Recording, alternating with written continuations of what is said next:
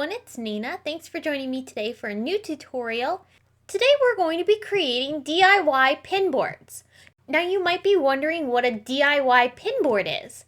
A DIY pinboard allows you to decorate a canvas that will give you a beautiful surface that you can either then embellish with a quote, inspirational ephemera, or even photos from your phone that you might have snapped and want to be able to preserve those memories.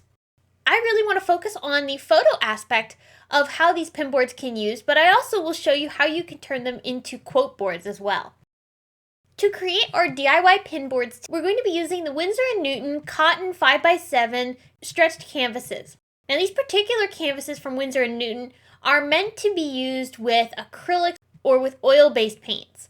However, with a bit of gesso, you can create a surface that will be optimal for using with watercolors very quickly. So I'm going to use clear gesso here from Dina Wakley, but you can use any gesso you have, whether it's clear, white, and I'll even show you how I tinted some gesso to get a really beautiful purple. When I gesso the canvas, I do make sure to do the sides as well, so I can add some paint on there too. Even if you're going to use acrylics, I do recommend adding a layer of gesso just to give something for your paints to grab onto. Alright, here I'm bringing in some gesso and I added some purple watercolor to it using the Tonic Studios Shimmer powders. I simply took a bit of shimmer powder and added some water to it because those are powdered watercolors. So I got the watercolors moving and then I brought in the gesso and mixed that into the watercolors, and then I'll add in additional just clear gesso over that just to give it a little bit more thicker consistency. I'm using a mermaid texture brush here from Jane Davenport to add striations into the gesso. This is going to give me a lot of texture that will show through the watercoloring and acrylic paints that we'll add on top of here. To decorate these canvases, you can use any type of medium that you'd like. Acrylic paints or watercolors are really fun. I'm also going to be using some metallic paints too. Here I'm bringing in some of those shimmer powders now over top of the now dry gesso surface. As you can see, we've got this really cool texture and the tint of purple. I'm tapping some of these shimmer powders over the surface of the canvas, and I'm doing it in a random assortment, but I am using just pink and blue here because I'm looking for a purple toned background. I'll bring in some water now and start spreading out the color. You could of course spray this with some water and get the colors moving that way as well, but I wanted to have a little bit more control of how the colors were blending. So I'm going to use a wet brush and just smear the colors around, creating some really beautiful layers. That's the really fun thing about watercolors, is that you can layer these together to create really dimensional and very detailed backgrounds that have a lot of depth. So I'm going to add multiple layers to this background. I ended up adding 3 different layers of those shimmer powders into this background. And I didn't let anything dry in between. I went right in over top of the wet paint and just continually added additional color. Those colors are now blending together and really creating some stunning shades. I'm not blending in things too much because I do want to have some subtle differences in the shades, and I also want to have those brush strokes to give a lot of really nice texture. Once this background is finished, I will take it out of the box and let it dry. You can see the beautiful tones we've got going on here. Once that did dry, I brought in some Prima metallic acrylic paints and started flicking on different brush strokes to create additional texture that we also have now added to this background.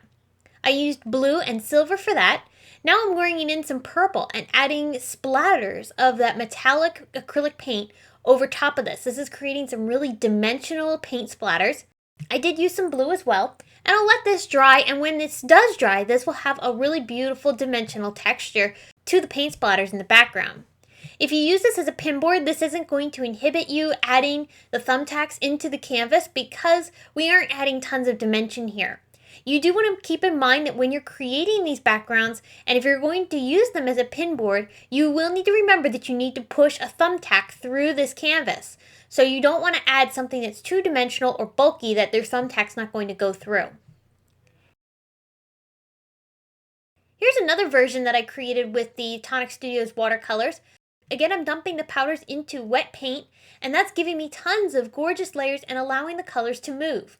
I also added gesso to this canvas as well before adding on the color.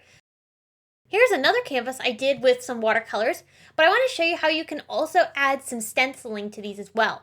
I'm going to be using some modeling paste to add a beautiful stencil design into my background. So I've got some modeling paste onto my craft sheet, and I'm going to bring in some distress oxide inks to start coloring the paste. That way it's not white. I'll mix in the oxide ink to get the paste nice and blue and match some of the color that's in the background, and I'll start smearing this into the stencil.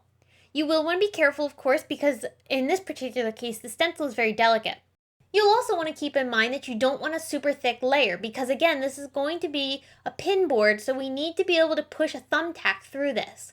So we want a thin layer of whatever type of stenciling we add over top of our backgrounds. But even just a thin layer of stenciling really creates a stunning result and gives you a lot of beautiful interest to your canvas. I'll scrape off the excess, and as I do, I like to mix the colors that I'm adding in here. I used blue, green, and yellow, which are the same colors that I used in the background. As I'm scraping, I'm letting those mix together a little bit, and that's helping me get a really nice, beautiful blend. After I remove the stencil, you can see the stunning effect that we have now by having a stencil design over top of our canvas. This is going to give us a really great background surface for us to add our photos onto. Another fun way to use these canvases and create texture is to paint with acrylic paints through a stencil. I've colored this canvas with some acrylic paints. I used blue, green, and yellow. Then I laid a scribbly stencil over top of the canvas and painted through it with some white acrylic paint. I'm not using much in the way of water for my brush because I don't want this paint to be watered down too much. As you can see, that gives us a lot of really beautiful interest to our backgrounds. Once this dries, you can add additional layers by taking a brayer and then brush some more ink over top of the raised stenciled areas. When you do use a brayer, make sure to remember to even out the paint really well so that you have very little paint left on your brayer. You want this to be smoothed out super well because you don't want globs. Blobs will not help you create a beautiful brayered look. So when you have just a little bit of paint on here, you can start brushing over your stenciling and get these really awesome effects because the paint's capturing just on the surface of the thick acrylic that's on there from the stenciling. I also love splatters. So on this one, I'm bringing in some more acrylic paint and splattering on some colors in colors that really coordinate nicely. Now just keep in mind though, watching all of these techniques, you may not like the colors and the designs that I used for my backgrounds and my canvases, but remember, you can use these techniques to create your own style. So anything you like, whether you like dark muted colors or bright bold colors, or certain color palettes and certain designs, maybe you like flowers, maybe you like abstract, whatever you like, remember that you can decorate these canvases exactly as you want. And these are just examples of ways that you can use different mediums together. So don't look at the color palettes. If these color palettes don't inspire you, remember that the techniques are what I want you to be focused on. The colors are just things that I personally love. So now after I've created a bunch of different boards, I want to be able to decorate these with photos that I have. So I'm going to go ahead and push some photos into these canvases. These canvases hold the pins really, really nicely. Because they're thick, you can't poke yourself with the thumbtacks. I'm using some different die cuts that I had in my stash. These are die cuts that I had hanging around, and I love being able to incorporate stuff like this into my pin boards because this gives me a chance to decorate them and complement the designs with something that goes nicely with them. All of this stuff I had as leftover die cuts from projects on a card, so this is another great way to be able to use things that you might have in your stash, whether they're embellishments or leftover pieces from card projects. See what you can do in incorporating these things into your pin boards, because this is a board that's meant to inspire you, and you want to fill it with things that make you happy. Speaking of inspiring, I love quotes. Quotes are something I really adore. So I'm using one of my boards here to be a motivational and inspirational board that has a really nice quote on it that I really like. So I used a bunch of random letters, things that I had left over my stash, and I love the effect it gives. And I'm going to glue those down into a quote along with some butterflies, and I also added some glitter and little star confetti pieces, and really just added things that made me happy and inspired me, because that's what these boards are all about. They're meant to be inspiration for you to create and inspire you to make new things. So I encourage you to fill your pin boards with whatever inspires you. I hope that you use these techniques of being able to apply different mediums down onto these canvases and create your own.